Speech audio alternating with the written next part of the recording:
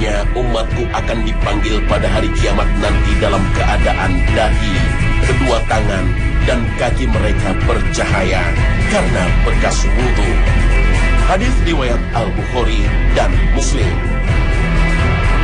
Alangkah bahagianya kita saat anak-anak kita berwudu untuk menunaikan sholat. Meskipun kita melihat cara berwudu mereka belum sempurna, setidaknya anak-anak kita mulai berlatih menjalankan ibadah. Karena anak adalah amanah yang harus kita jaga. Sudahkah kita berwudu dengan benar? Jangan biarkan anak-anak kita berwudu dengan cara yang salah. Sedikit demi sedikit kita ajari bagaimanakah berwudu sebagaimana yang diajarkan oleh Rasulullah. Kita sering menyaksikan banyak di antara kita berwudu asal-asalan, asal basah, asal sentuh, tapi tidak mengetahui batasannya yang harus dibasuh air.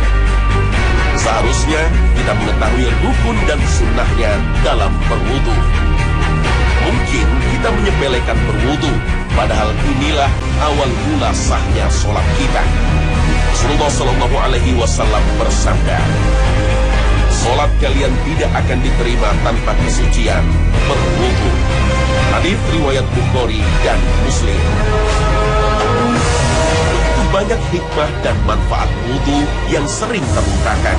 Karena itulah, sempurnakanlah wudu kita sebagaimana yang diajarkan oleh baginda Rasulullah.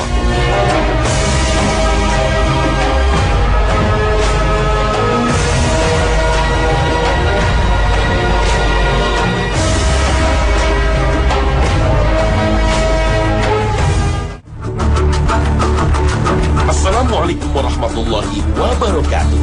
Selamat pagi pemirsa Trans 7. Khazanah Ensiklopedia Islam Dunia pagi ini kembali hadir ke hadapan Anda untuk saling berbagi wawasan keislaman dan saling berwasiat dalam kebajikan. Wudu adalah sebuah ritual ibadah untuk mensucikan diri dari hadas kecil. Perintah berwudu disebutkan dalam Al-Quran. Hai orang-orang yang beriman, apabila kamu hendak mengerjakan sholat, maka basuhlah mukamu dan tanganmu sampai dengan siku, dan sapulah kepalamu dan kakimu sampai dengan kedua mata kaki. Al-Quran Surah Al-Ma'idah ayat 6. Wudu bukan sekedar sebuah ritual ibadah, juga terbukti menyehatkan baik fisik maupun psikis. Khasiat wudu sudah banyak diulas oleh para ilmuwan yang membuktikan keagungan ajaran Islam. Syariat ini sudah ditetapkan 14 abad silam dan manfaat wudu baru bisa dijelaskan pada abad ini. Kenapa wudu erat kaitannya dengan kesehatan? Inilah salah satu rahasianya. Kulit merupakan organ terbesar tubuh kita yang fungsinya untuk melindungi tubuh dari berbagai ancaman kuman, racun, radiasi, juga mengatur suhu tubuh. Jika kulit kita kering, maka akan berbahaya bagi kesehatan kulit karena mudah terinfeksi kuman. Dan dengan berwudu, kelembaban kulit akan terjaga dan terjadi proses permajaan dan pencucian kulit beserta pori-porinya dan lubang-lubang tubuh lainnya seperti rongga mulut, hidung, dan telinga. Kebiasaan mencuci tangan baru dikampanyekan pada abad ini. Padahal umat Islam sudah lama terbiasa mencuci tangan minimal 5 kali sehari dengan berwudu. Umat Islam sudah terbiasa berkumur-kumur membersihkan rongga mulut dengan berwudu. Penelitian modern membuktikan rutin berkumur-kumur akan membersihkan gigi dari sisa-sisa makanan dan menjaga mulut dan tenggorokan dari radang serta menjaga gusi dari luka. Manfaat lainnya menguatkan sebagian otot wajah dan menjaga kesegaran. Dalam berwudu disunahkan untuk istinsyaq, yaitu menghirup air melalui rongga hidung sampai ke tenggorokan bagian hidung, nasofaring. Fungsinya untuk mensucikan selaput dan lendir hidung yang tercemar oleh udara kotor dan kuman. Lubang hidung merupakan tempat yang rentan dihinggapi mikroba dan virus. Dengan melakukan istinsyak, lubang hidung menjadi bersih dan sehat. Demikian pula ketika membasuh sela-sela jari seperti yang diperintahkan oleh Rasulullah. Sempurnakanlah wudumu dan basuhlah sela-sela jari. Hadits riwayat Imam Abu Hanifah, Imam Malik, Imam Hambali, dan Imam Syafi'i. Secara medis, dalam jari terdapat serabut syaraf, arteri, vena, dan pembuluh limfa. Dengan menggosok-gosok sela-sela jari akan memperlancar aliran darah perifer yang fungsinya mensuplai makanan dan oksigen. Tidak hanya soal kesehatan, bagi orang yang mengetahui hikmah dan manfaat wudu, ia akan terus menjaga dirinya dalam keadaan bersuci. Tidak hanya berwudu untuk menjalankan sholat. Rasulullah bersabda, perhiasan-perhiasan di surga itu sampai dari tubuh seseorang mukmin, sesuai dengan anggota yang dicapai oleh wudu, yakni sampai di mana air itu menyentuh tubuhnya. Sampai di situ pula perhiasan yang akan diperolehnya di surga. Hadits riwayat Muslim.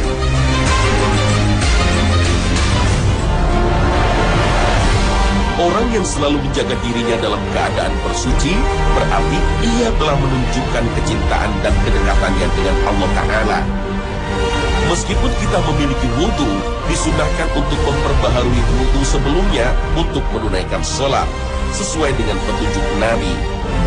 Seandainya tidak memberatkan umatku, pastilah aku akan perintahkan untuk berwudu pada tiap mau sholat, dan wudu itu dengan bersiwak.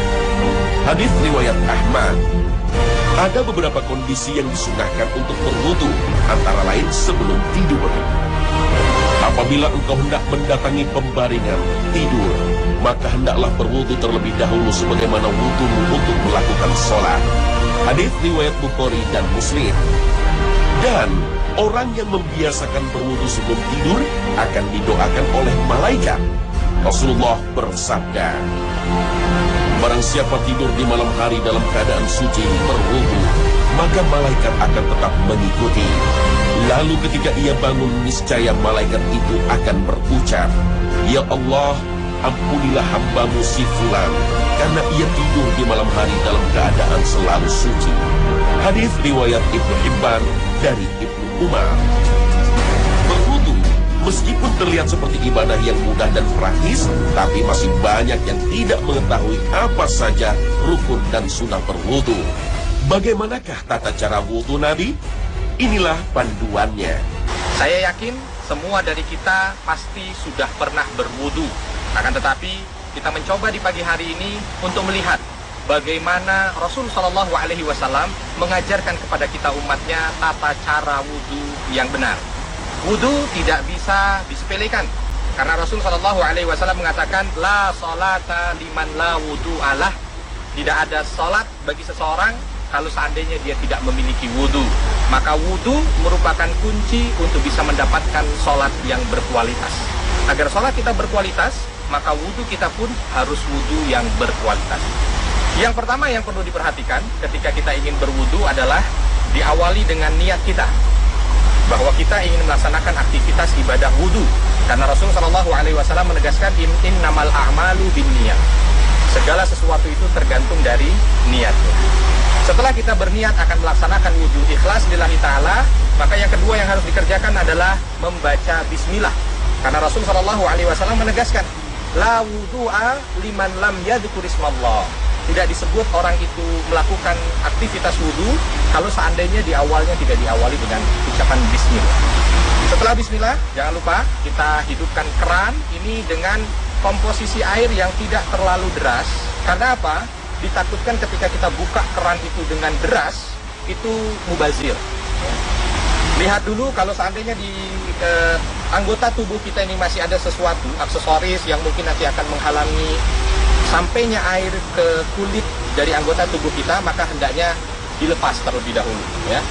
Yang pertama, sesuai dengan hadis yang diriwayatkan dari pembantunya Utsman bin Affan, Imran, ya, dalam sebuah hadis sahih yang diriwayatkan oleh Imam Bukhari, maka beliau mengatakan yang pertama dilakukan adalah mencuci kedua tangan terlebih dahulu.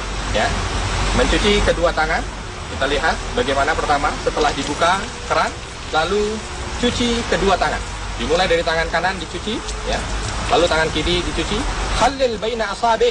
Rasul mengatakan begitu, artinya di antara jari-jari ini pun dimasukkan air untuk dicuci, untuk dibasuh. Setelah selesai, maka selanjutnya dikisahkan kepada kita bagaimana Utsman bin Affan mengambil air dengan tangan kanan, lalu setelah itu dimasukkan untuk berkumur-kumur, setengahnya dihisap ke hidung.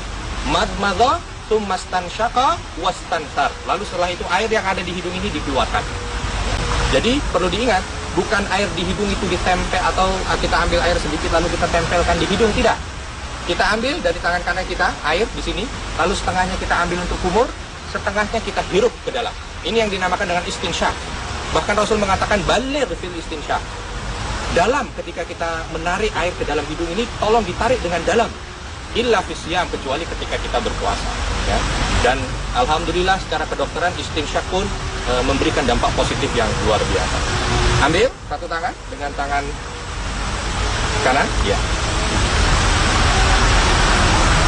Ambil dengan tangan kanan, setengah dipakai untuk berkumur, setengah dimasukkan ke dalam hidung. Lalu air dikeluarkan melalui hidung dengan tangan kiri. Ini dilakukan salatan 3 kali. Wajibnya sekali, sunnahnya 3 kali. Lebih dari itu makruh. Ya. Setelah ini selesai, lalu yang dibasuh berikutnya membasuh muka, wajah. Yang perlu diingat, banyak dari kita kesalahan ketika membasuh wajah ini, tidak semua wajah dibasuh. Batasan wajah, kalau kita lihat dari wajah, ya, ini diawali bagian atas adalah tempat tumbuhnya rambut.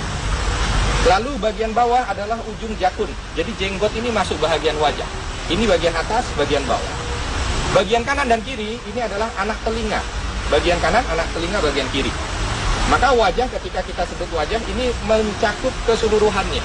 Kalau seandainya ada sesuatu bagian dari wajah yang tidak terkena basuhan, ditakutkan masuk dalam kategori Rasul.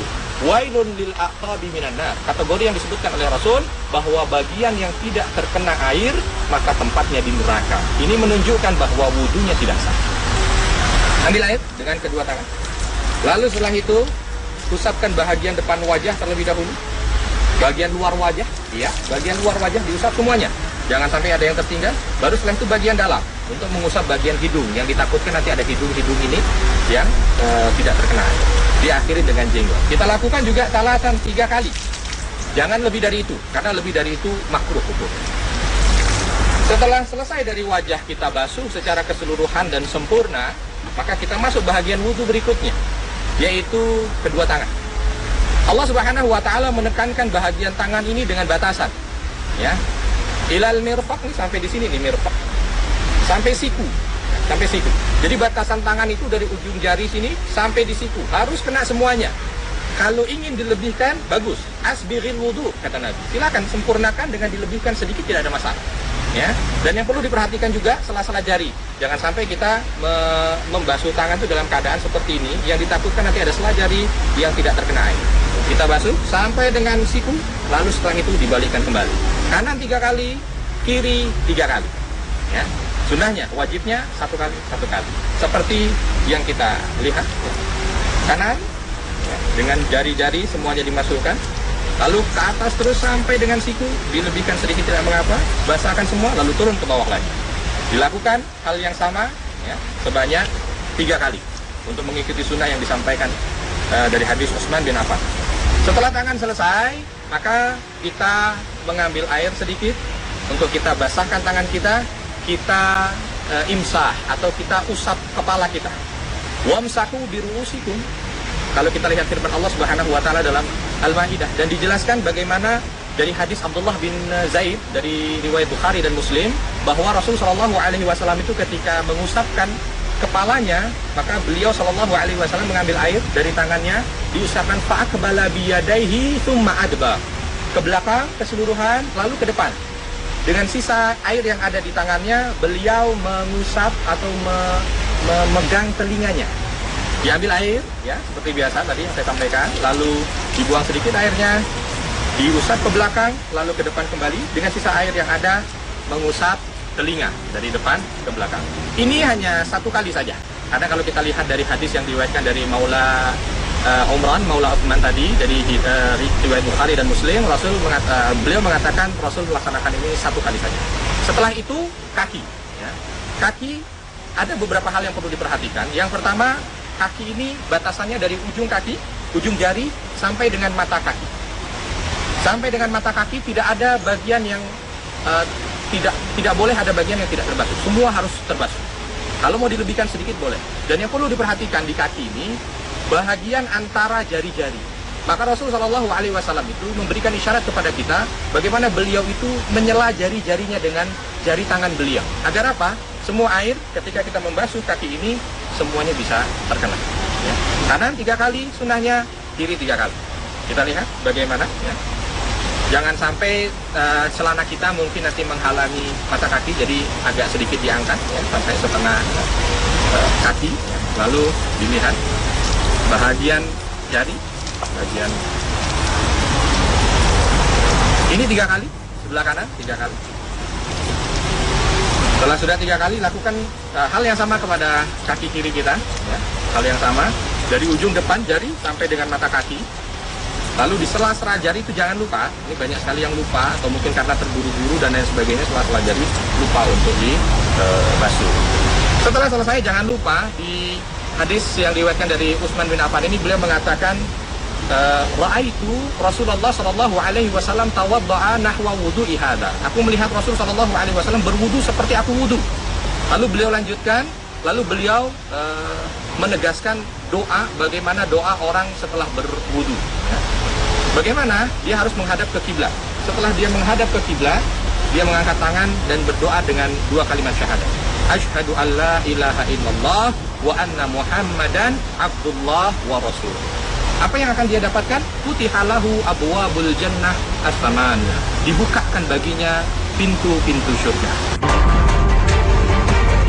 Dalam kondisi apa sajakah seorang muslim wajib untuk melakukan mandi janabah? Yang pertama adalah pada saat seseorang mengalami mimpi basah. Dalam hadis sahih riwayat Aisyah radhiyallahu anha, Rasulullah sallallahu alaihi wasallam bersabda, sesungguhnya Nabi sallallahu alaihi wasallam pernah ditanya tentang seorang laki-laki mendapatkan dirinya kebasahan, namun ia tidak ingat apakah dirinya mimpi bersetubuh. Bersabdalah beliau, ia wajib mandi besar. Dan tentang seorang laki-laki yang mendapatkan bahwa dirinya mimpi bersetubuh, namun ia tidak mendapatkan dirinya kebasahan, beliau bersabda, tidak wajib mandi besar kepadanya. Kemudian, hal lain yang menyebabkan seseorang wajib mandi janabah ialah karena berhubungan badan antara suami dan istri. Selanjutnya, seorang muslimah yang baru usai haid dan nifas, mereka pun wajib melakukan mandi janabah. Sebagai seorang muslim yang baik, sudah seharusnya kita mampu menjaga kesucian dan kebersihan diri kita. Namun terkadang banyak di antara umat Islam, utamanya di negeri ini, yang sebenarnya telah sadar akan pentingnya menjaga kesucian dan kebersihan tubuhnya dari najis. Namun sayangnya mereka belum mengerti bagaimanakah cara bersuci dari hadas besar atau mandi janabah dengan baik dan benar, sebagaimana yang dituntunkan oleh Rasulullah Sallallahu Alaihi Wasallam. Berikut ini adalah tata cara mandi janabah yang baik dan benar sesuai dengan tuntunan Rasulullah.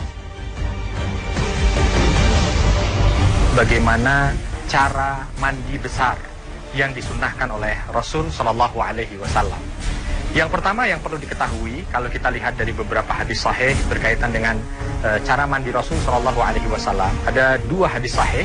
Yang pertama diriwayatkan dari istri beliau Aisyah radhiyallahu anha, dan yang kedua diriwayatkan dari Maimunah radhiyallahu anha. Yang pertama, ketika kita ingin melaksanakan mandi besar, yang perlu kita sadari bahwa mandi besar ini beda dengan mandi-mandi yang lain ya. Mandi pagi hari, mandi sore hari, yang mandi-mandi biasa itu beda dengan mandi besar. Apa yang membedakan? Yang pertama niat. Jangan salah, niat ini nanti yang akan membedakan kita ingin mandi biasa atau kita ingin mandi janabah. Yang kedua, tata caranya. Tata cara yang disampaikan oleh Rasul Sallallahu Alaihi Wasallam. Yang pertama tentu ketika kita ingin melaksanakan mandi janabah, dalam hati kita berniat, ya Allah, saya ingin melaksanakan mandi janabah atau mandi besar di saat kita dalam keadaan junub ya. Setelah itu kita jangan lupa mengucapkan bismillah. Kalau di dalam kamar mandi, maka bismillah itu diucapkan di dalam hati ya. ya, untuk menjaga adab ucapan kalimat Allah di dalam kamar mandi. Selepas itu kita ambil gayung dengan tangan kanan kita. Lalu kita ambil air. Kita cuci terlebih dahulu tangan kiri kita dengan air secukupnya. Jangan berlebihan. Setelah itu, lihat, tangan kiri memegang bagian atas ya, atau bagian ujung sini, nggak boleh. Lalu miringkan ini dengan tujuan gagang yang dipegang ini tadi, kalau seandainya ada najis, dia pun bisa tersucikan dengan air yang mengalir di gagang tersebut ya. Dicuci. Ketika sudah selesai berarti kedua tangan ini sudah dalam keadaan suci karena sudah disucikan dengan air yang suci dan mensucikan. Selepas itu dalam hadis Maimunah disebutkan bahwa Nabi SAW ghasala farjahu, mencuci kemaluannya. Setelah itu yang kita lakukan adalah berwudu ya. Setelah itu kita berwudu. Summa tawaddo'a wudu'ahu lis-shalah, kalau dalam hadis yang diriwayatkan Aisyah. Lalu beliau wudu seperti wudu beliau ketika ingin sholat. Jangan juga ada yang tertinggal dari bagian wudu ini. Walaupun mungkin kita nanti akan mandi, sama saja kan, nanti kan semua badan juga terkena air. Jangan. Ketika kita wudu, maka wudunya harus wudu yang sempurna. Selepas itu kita akan memulai membasahi seluruh anggota badan kita, diawali dengan kepala. Karena dalam sebuah hadis Aisyah tadi, yukhallil ra'syahu. Ya, jadi kepala dibasahi sambil tangan itu memasukkan ya di sela-sela rambut. Sehingga apa? Semua kulit kepala ini harus basah. Kalau kita lihat dalam hadis Maimunah itu, sampai Rasulullah SAW ketika memasukkan air di dalam kepala sampai mengenai kulit kepala itu, hampir seluruh badannya itu sudah terkena air ya, walaupun belum sempurna. Ketika semua sudah ya, di sini jangan menggunakan wangi-wangian terlebih dahulu atau sabun terlebih dahulu, karena kita mengawalinya dengan air yang suci dan mensucikan ya. Ketika kita yakin semua sudah ya, baru setelah itu kita guyur bahagian kanan kita terlebih dahulu. Kita guyur bagian kanan kita dari atas sampai bawah, pastikan semua air itu merata ya, mengenai seluruh bahagian yang kanan. Nah, semua air merata ya. Jika sudah bahagian kanan, maka dilanjutkan dengan bahagian kiri. Dilanjutkan dengan bahagian kirinya ya. Dan yakinkan bahwa semua air mengenai seluruh badan. Jangan ada yang tidak kena. Ya. Setelah selesai, dia mencoba untuk mengulangi guyuran bebas kanan kiri ya. Yang terpenting dia harus yakin semua bagian badan itu dikenakan air ya. Kalau seandainya yang terpenting itu lipatan tangan, lipatan ketiak ya, lipatan selangkangan, mungkin nanti di siku ya, di lutut, semuanya harus kena betul. Nah, begitu dia sudah yakin semuanya sudah terkena air ya, maka berikutnya disunahkan untuk mengenakan wangi-wangian. Kalau kita sekarang mungkin boleh mengenakan sabun ya. Ketika semua diratakan dengan sabun, kalau ingin menggunakan sampo, silahkan menggunakan sampo ya. Ini sunnah bukan wajib, jangan salah kaprah ya. Lalu menggunakan sampo selesai, baru setelah itu digerujuk sekali lagi. Nah, ketika sudah digunakan wewangian itu, maka dia harus yakinkan semuanya bersih ya. Yakinkan semuanya bersih. Ketika sudah yakin semuanya sudah bersih, maka tutorial mandi yang disunnahkan dan diajarkan oleh Rasulullah SAW kepada kita sudah selesai. Ini yang disunnahkan oleh Rasul SAW. Jadi bukan hanya sekedar mandi yang jebar-jebur ya, atau hanya sekedar mandi yang seperti mandi dia di pagi dan sore hari, tidak. Walaupun memang kalau kita lihat dari arti mandi adalah ta'mimul jasad bil ma', meratakan seluruh badan ini terkena dengan air. Kalau seandainya dia mandi jebar-jebur, semua sudah terkena air, insya Allah sudah sah mandinya. Hanya saja pahala sunnahnya yang dia tidak dapat. Tapi kalau seandainya dia melakukan seperti apa yang tadi diajarkan dari Rasul melalui hadis Aisyah radhiyallahu anha dan Maimunah radhiyallahu anha, maka insya Allah itu jauh lebih baik karena mengikuti sunnah Rasul sallallahu alaihi wasallam. Tadabbur. Pemirsa Khazanah, bersuci dan menjaga kebersihan adalah amal ibadah yang begitu penting di hadapan Allah Ta'ala. Karena itu, janganlah kita menyepelekannya. Maka marilah perbaiki cara kita bersuci sebagaimana yang dicontohkan oleh Rasulullah Sallallahu Alaihi Wasallam. Terima kasih atas perhatian Anda dan wassalamualaikum warahmatullahi wabarakatuh.